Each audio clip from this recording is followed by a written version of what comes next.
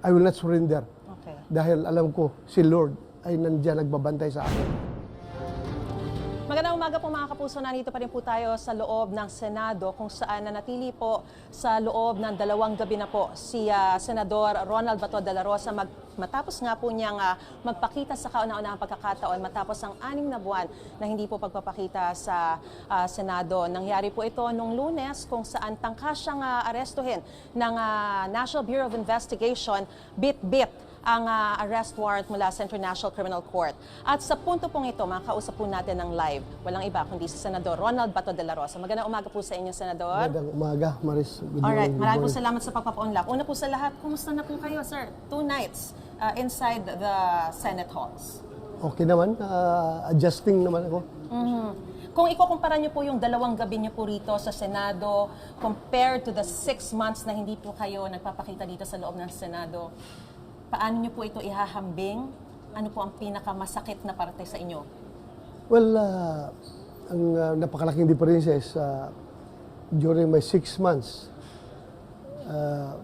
na nagtatago, I have complete peace of mind. I was with nature, complete peace of mind. Pero ngayon, all the spotlights are directed towards me. So, ibang-iba. For the record, Senator, bakit po kayo 6 na buwan na hindi nagpakita sa Senado?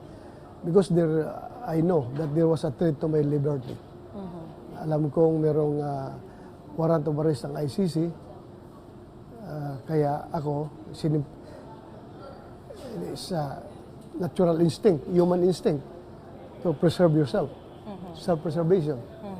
I understand, Senator, na sinabi niyo po na hinahanap kayo at nung nagpakita kayo, bakit naman tinatanong kung bakit kayo nagpakita sa mismong araw na yan? Kaya lang po kasi naging eksakto na sa mismong araw na pagpapakita po ninyo sa Senado ay ang mismong araw na pagpapalit ng liderato ng Senado. May kaugnayan po ba yon? Yes, Planado? may kaugnayan yun. Hindi naman ako plastic na hindi tanggapin, hindi aaminin na kasama yan sa rason kung bakit ako nag-resurface.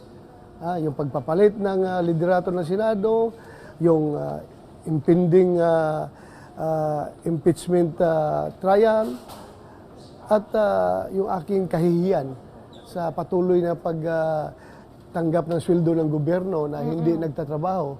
So nahiya po ako, kaya ako bumalik at magtrabaho na. So ang sinasabi niyo po sa loob ng 6 na buwan na hindi po kayo nagpapakita, hindi po kayo nagtatrabaho o nagagampanan niyo pa rin naman ang inyong trabaho kahit papano, kahit na hindi kayo nagpapakita rito? Nagampanan naman, pero not 100% talaga na unlike yung physically present ka, no?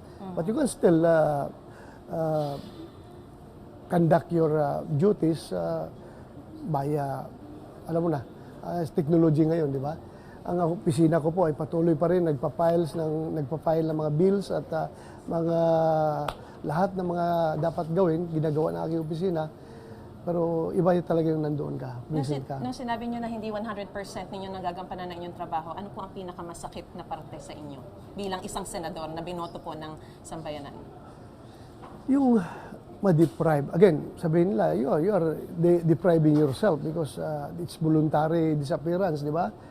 But yung nasa loob mo na gustong-gusto mo magtrabaho, lalong-lalo na may mga issues na alam mo na taos pwede ka makapag-share para sa ikabubuti ng ating bansa. But you are deprived of that opportunity because mayroong ang threat sa iyong life and liberty.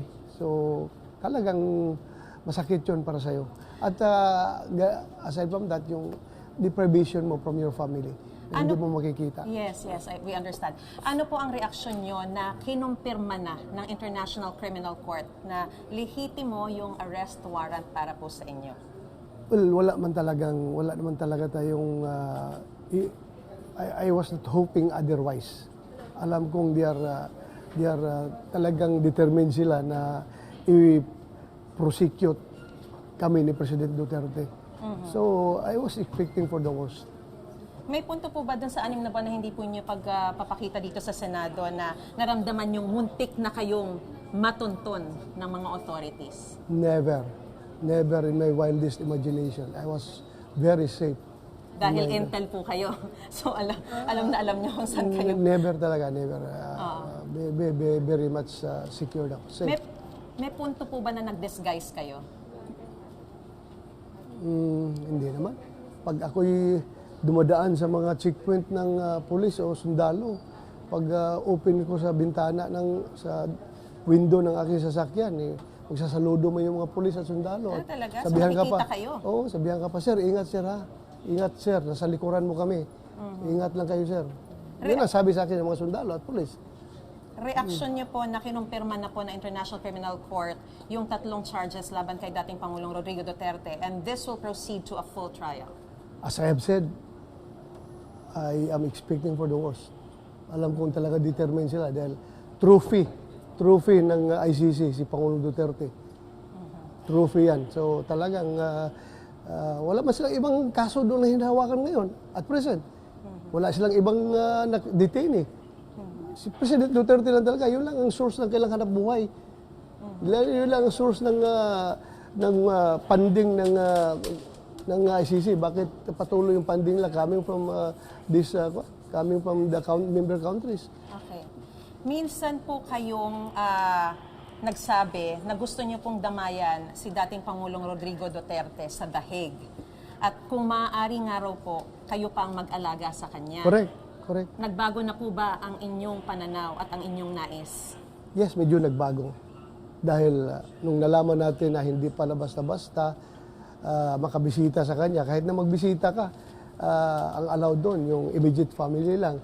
Tapos yung kapwa, kung pareho pa kayong kapwa detainee, walang assurance na magkasama kayo doon sa isang silda or isang building, hindi mo alam kung saan kayo ilalagay at very strict ang policies nila doon.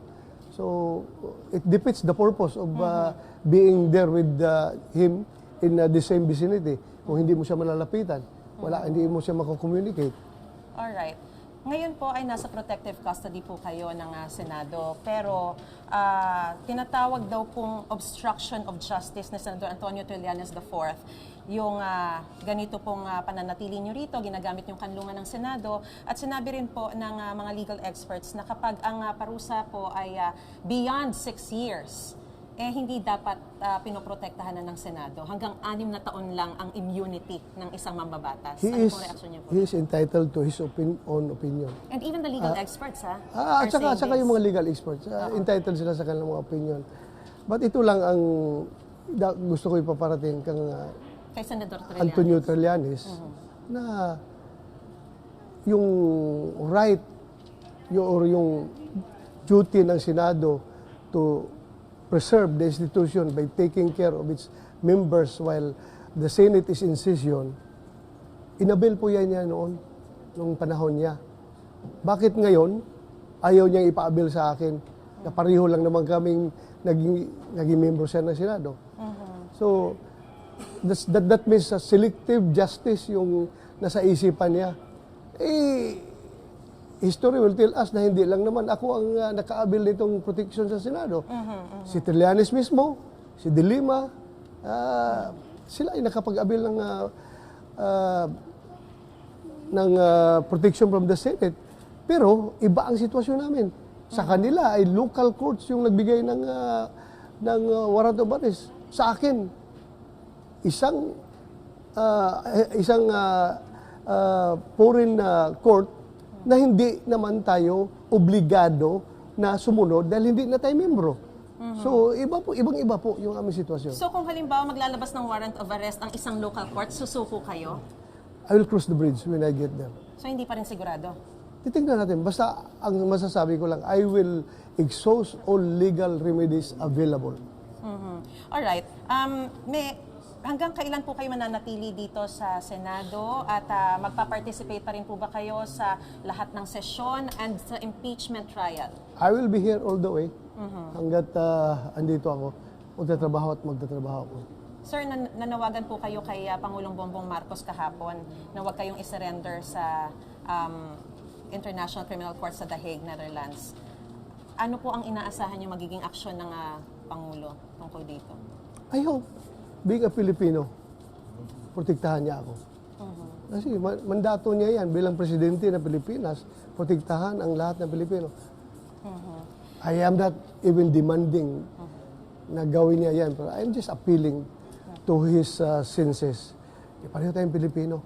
Whether magkalaban tayo sa politika, Pilipino pa rin ako.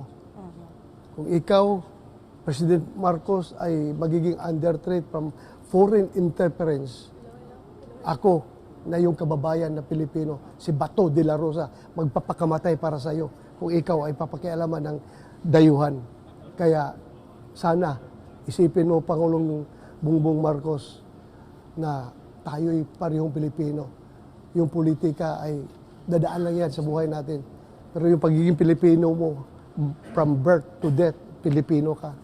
I understand, Senator, you are a Filipino and dapat protektahan kayo. Pero meron po kayong kinakaharap na charges before the International Criminal Court na crimes against humanity as a co-perpetrator. Tama po bang protektahan pa rin kayo ng gobyerno considering na meron kayong kinakaharap na mga kaso? Correct. Bakit? Konbiktado na ba ako? I'm just being charged. At alam natin, ikaw alam mo mismo na ang background nitong lahat ay politika. Nagpa-function yung ating criminal, yung justice system natin dito. Buhay ang lahat ng korte. Bakit hindi sila nagpa-file dito?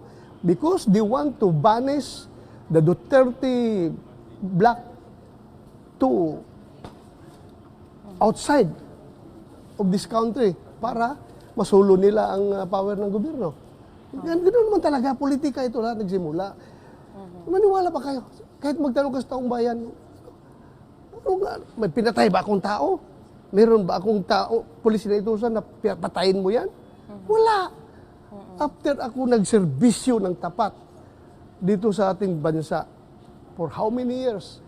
Simula pa nung kadete ako sa PMA hanggang naging Chief PNP ako, yung buong puso ko ay dinedicate ko sa aking serbisyo. Then pagkatapos ito, ganito mangyayari sa akin. So, very discouraging. But still, I will not surrender. Okay. Dahil alam ko, si Lord ay nandiyan nagbabantay sa akin. Senador, mga senador mula sa minorya naghain ng resolusyon para hikayatin po kayong sumuko na sa International Criminal Court. Ano po ang masasabi niyo rito? At even yung mga families ng mga victims, ang sinasabi po nila, makakamit lang nila ang hustisya pag nakita kayong naaresto na at harapin ang mga kaso laban sa inyo. Unang-una sa 5 minority senators. Minority, ng okay. Kapatyo. Okay. Sa minority senators, out of 24, 5 sila. Di ba? Ito naman mga kuno, pamilis ng victims kuno ng AJK. Ilan sila? Siguro, kung percentage-wise, bigyan natin. Kahit na 10% Filipinos ang nagsasabing sumuko ka sa ICC. Pero 90% ng Pilipino nagsasabi sa akin, Sir, huwag kang magpapahuli sa mga dayuhan. Pilipino tayo, we are a sovereign state. Hindi tayo membro ng ICC. Huwag na huwag kang magpapahuli. Hindi ako namumulitika dito, Maris, but I'm stating a fact. Lahat ng tao nagsasabi sa akin, Sir, huwag kang magpapasiil sa mga dayuhan. Dahil alam namin ang background nito, politika lang itong lahat. Bakit ka nagkakaganon? Kaya Maris, ako'y kung ang aking pananawagan ay hindi pakinggan ng ating Pangulo, ako naman ay maghanap rin ng ibang source ng makakabigay sa akin ng suporta. Hindi naman Would that mean magtatago ulit kayo? In your own words, sabi magtatago kayo. Hindi, so in your own words, would that mean magtatago kayo hindi ulit? ako magtatago, kundi mag-aapila ako doon sa aking mga kapwa PMAers. Mag-aapila ako sa mga sundalo ng Armed Forces of the Philippines, sa aking mga mahal na mga kapulisan, sa Philippine National Police at lahat na mga uniform personnel sa ating bansa. Ako yung maapila sa inyo.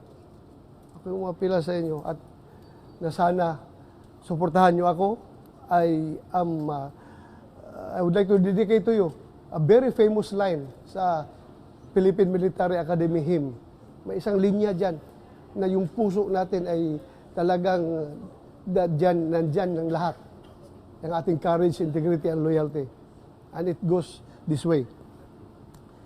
When bells for us are rung, and our last stops is sung, let generations see our country free.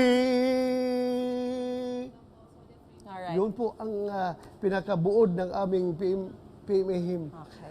Lahat kami ay ayaw magpa-oppress sa mga dayuhan. Alright. Na marami tayong mga bayani na namatay noon pa sa ilang gira na nagdaan dahil sa paglalaban sa ating soberenya na ayaw nating under yan sa mga dayuhan. Alright. Well taken, well understood. Maraming salamat po, Senador Ronald Bato de la Rosa, sa inyong pong panahon. Mag-iingat po kayo at Salamat, good luck din Maris. po sa susunod niyo pong mga legal na hakbang. God bless you po. Thank you.